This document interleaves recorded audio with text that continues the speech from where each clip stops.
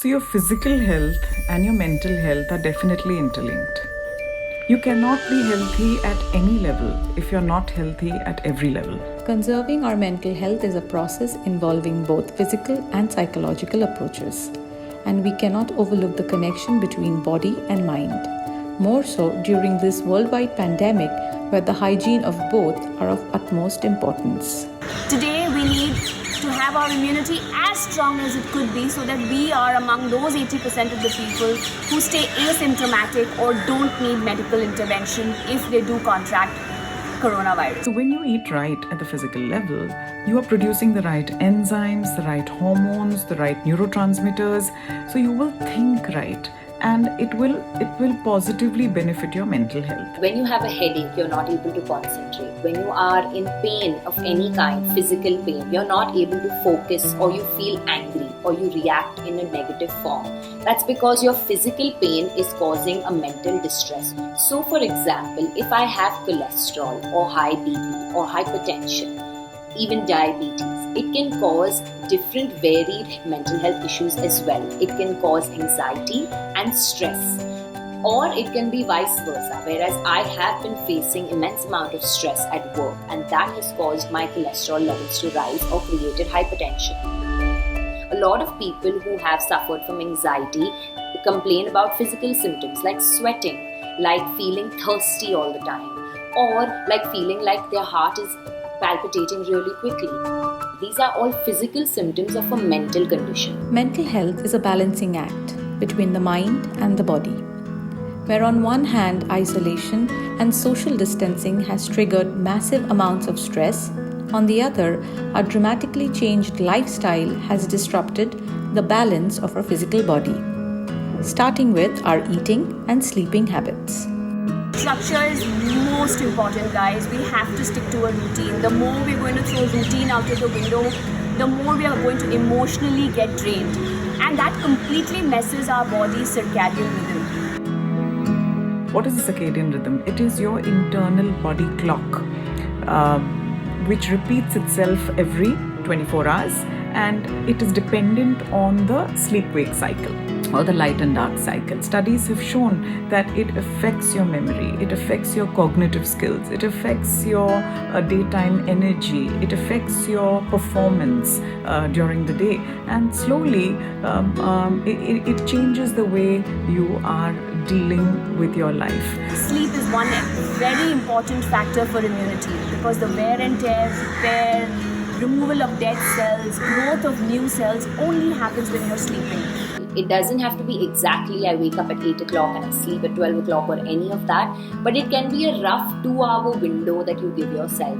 Set with your meals that you don't go overboard, so that so simply the boundary can be that I will have one sweet item during the day rather than it having no limits. Eating unhealthy will result in certain conditions, right?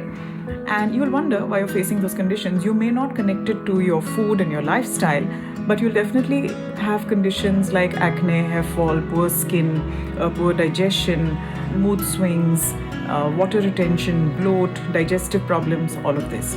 You are not relating it to your unhealthy lifestyle. You're not relating it to your diet. You're just looking at that I have these problems. And therefore you feel powerless because you don't know that they're connected to your lifestyle. For some people, intermittent fasting has been shown to create mood symptoms within them because it causes hormonal changes, and this is specific for women. People who remain isolated for a long period of time may experience depression because they're not talking to anyone. They may experience panic attacks. They may experience negative thoughts, insomnia, and understanding information. And as this goes on, it may lead to panic attacks, brain fog, lowering of immunity, and then it affects your physical body. The temptation to stress eat during quarantine will be enormous, but right now we are gifted with time. Hence, transitioning out of an unhealthy lifestyle and building up a strategy to self-care and maintaining good health should be pivotal. Don't use a shortage of supply as an excuse to not eat healthy, because remember that there are enough people eating healthy in spite of the shortage. So if there is a will, there is a way. If I'm going to tell you whip up a salad with kale and go find avocados for good fat, is going to be difficult to procure. We really don't have to go outside the box to get superfoods, even good, nutritious, balanced meal. For example, chawal, dal and sabzi made in form of a khichdi with some amount of ghee to give a vagar is the most balanced. Basically, what you need to do, understand, is that you need to eat protective foods and you need to delete the depleting foods from your diet.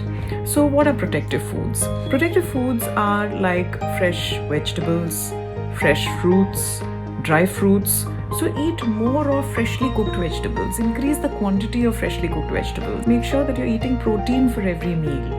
Protein for breakfast, protein for lunch, protein for dinner. Don't focus too much on grains like pasta, noodles, carbs. All these carbs are going to make you feel lazy, lethargic and hungry through the day. Which are the 4 foods that you want to delete today? Maybe you want to stop smoking. Maybe you want to stop your chocolates. So you add 2 protective foods and you delete 2 depleting foods on a particular day. And next day, or maybe after 4-5 days, you add 2 more to the list. So in this way, you'll be able to clean up your diet.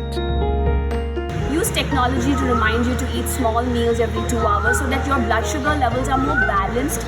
Because when our blood sugar levels fall, then our motivation, our inflammation and our drive to stay healthy goes down the window. So if you eat the right food at the right time, you're more likely to say no to the wrong food at the wrong time. Staying happy is a fundamental challenge in lockdown. Although exercise stimulates chemicals that improve the mood, the drive to find the right motivation is daunting. Some people don't enjoy exercising because they feel they don't have the energy to exercise. In fact, more than 60% of the people don't exercise because they feel lazy, they feel tired. So it's basically fatigue.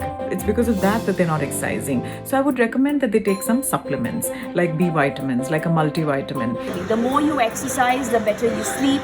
The better you sleep, the stronger your immunity. Try to incorporate some form of activity.